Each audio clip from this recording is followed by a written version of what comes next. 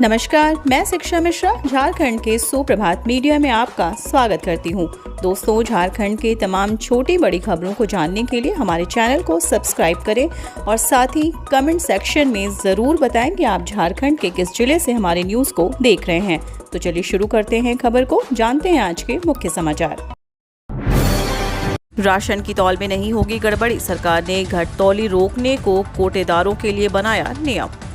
अगर आप भी सरकारी योजना के तहत राशन कार्ड के जरिए राशन लेते हैं तो ये खबर आपके काम की है। लाभार्थियों की तरफ से कई बार कोटेदारों की तरफ से कम राशन देने की शिकायत की जाती है। किसी भी प्रकार की घटतौली को रोकने के लिए सरकार की तरफ से कोटेदारों के लिए नियम बना दिया गया है। इससे पहले सरकार ने फ्री राशन की अवधि को बढ़ाकर सितंबर तक के लिए कर दिया था। राष्ट्रीय खाद्य सुरक्षा कानून के तहत लाभार्थियों को पूरा राशन उपलब्ध हो, इसके लिए सरकार ने इलेक्ट्रॉनिक पॉइंट ऑफ सेल उपकरणों को इलेक्ट्रिक तराजू के साथ जोड़े जाने के खाद्य सुरक्षा कानून के नियमों में बदलाव किया है। सरकार ने लाभार्थियों के लिए राशन तौलते समय राशन की दुकानों पर पारदर्शिता बढ़ाने और घटतौली रोकने के लिए यह बड़ा कदम उठाया है। री रजिस्ट्रेशन की प्रक्रिया पेट्रोल सब्सिडी योजना में बन रही बाधक, बढ़ने की बजाय घट रही लाभुकों की संख्या। सरकार की ओर से आम लोगों के लिए लाई जाने वाली योजनाओं को लेने के लिए होड़ मची रहती है। खासकर सब्सिडी वाली योजना को लोग लेने में पीछे नहीं रहते, मगर सीएम सपोर्ट पेट्रोल सब्सिडी योजना ऐसी योजना बन गई जिसमें लाभुकों की संख्या बढ़ने के बजाय लगातार घट रही है। वह भी तब जब पेट्रोल का रेट शतक के करीब हो गया। इसके बावजूद 10 लीटर पेट्रोल के लिए मिलने वाला 250 रुपये लेने के लिए आगे ही नहीं आ रहे हैं। आखिर क्यों? दरअसल हर महीने योजना का लाभ लेने के लिए ऑनलाइन री रजिस्ट्रेशन कराना होता है। ये प्रक्रिया पेट्रोल सब्सिडी योजना में बड़ी बाधक बन रही है। इसके कारण ही बढ़ने की बजाय लाभुकों की संख्या घट रही है। सरकारी स्कूलों में 6 से 15 जून तक होगी वार्षिक परीक्षा। पहले एवं दूसरे टर्म की परीक्षा एक साथ होगी।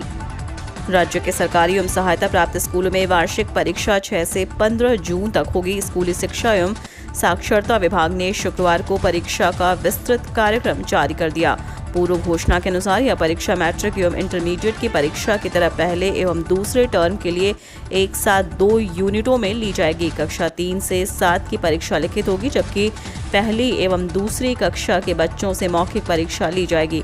पहली एवं दूसरी कक्षा के बच्चों को मौखिक जवाब क्षेत्रीय भाषाओं में देने की छूट होगी। झारखंड पंचायत चुनाव में नारी शक्ति की झलक, लोहरदगा के 48 बूथों पर महिलाओं ने कराया मतदान। झारखंड के लोहरदगा जिले में पंचायत चुनाव के अंतिम चरण में महिला मतदान कर्मियों ने 48 बूथों पर मोर्चा संभाला। इसके लिए प्रशासन की तरफ से विशेष तौर पर महिला बूथ का निर्माण कराया गया। इनमें सदर प्रखंड में 36 और भंडरा प्रखंड में 12 बूथ मौजूद थे। इन सभी बूथों पर मजिस्ट्रेट से लेकर मतदान कर्मी तक महिलाएं थीं, जिन्होंने सभी बूथों पर शांतिपूर्ण ढंग से वोटिंग संपन्न कराई। महिला बूथ पर वोटरों में भी काफी उत्साह देखा गया। लोग अनुशासित होकर मतदान करते नजर आए। बोकारो के एयरपोर्ट मोड़ का पुराना NH-32 रोड 4 लेन होगा। रांची से कोलकाता होगी बेहतर कनेक्टिविटी। बोकारो के एयरपोर्ट मोड़ के NH-32 पुराना रोड के तेल मच्चो पथ को 4 लेन किया जाएगा। पथ निर्माण विभाग ने इस महत्वपूर्ण सड़क को और चौड़ा करने का प्रस्ताव तैयार किया। लगभग 11 किलोमीटर लंबे इस सड़क को 63.79 करोड़ की लागत से बनाया जाएगा। इस प्रस्तावित रोड को 0.00 से 5.30 किलोमीटर रोड तक पथांश एरिया बोकारो स्टील लिमिटेड के अधीन आता है। प्रस्तावित DPR में इसका मात्र मजबूतीकरण का काम किया जाएगा। ऐसे में करीब 6 किलोमीटर रोड को ही 4 लेन किया जाएगा। यह सड़क अभी 5 से 7 मीटर चौड़ा है। कम राशन देने से भड़के कार्डधारी, हंगामा, कहा नहीं उठाएंगे राशन।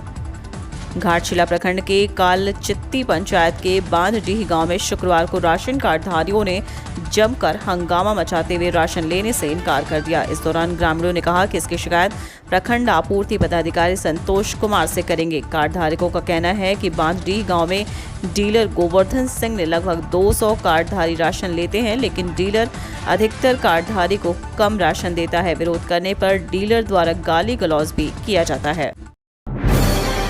2500 रुपए की रिश्वत लेते पकड़ने गई थी ACB, छापा मारा तो रेंजर के घर से मिले 99 लाख। झारखंड के पश्चिम सिंहभूम के मनोहरपुर प्रखंड में एंटी करप्शन ब्यूरो ने एक रेंजर को 10,000 रुपए की घूस लेते रंगे हाथ पकड़ लिया।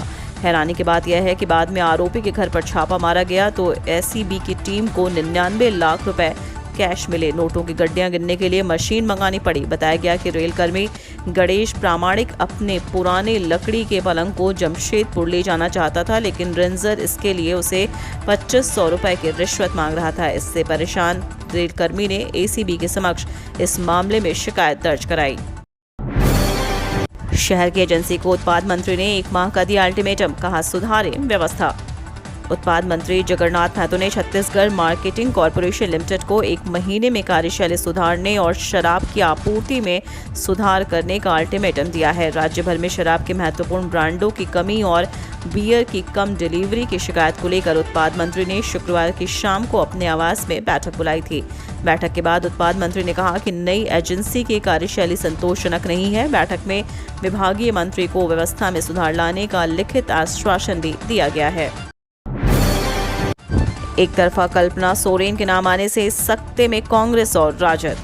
राज्यसभा चुनाव में एक तरफा कल्पना सोरेन के नाम से कांग्रेस और राजद सकते में आ गया है।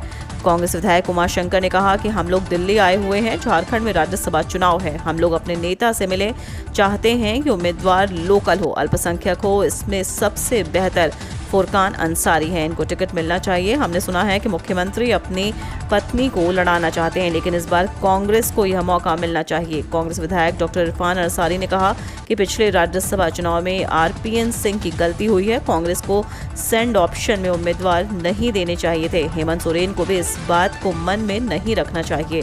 मुख्यमंत्री को बड़ा दिल दिखाना चाहिए। सीट कांग्रेस की है, कांग्रेस को मिलनी चाहिए। जमकर ट्रैफिक सिग्नल तोड़ रहे युवा, दोपहिया वाहनों से मरने वालों की संख्या सर्वाधिक। सड़क परिवहन मंत्रालय ने जारी की रिपोर्ट। सड़क परिवहन मंत्रालय की ओर से जारी रिपोर्ट में सड़क दुर्घटना में मरने वालों की संख्या डराने वाली है।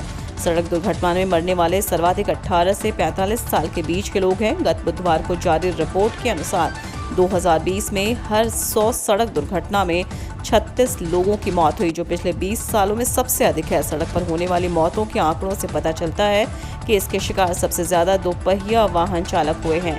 कुल 43.5% लोगों की मौत दोपहिया वाहन चलाने के दौरान हुई।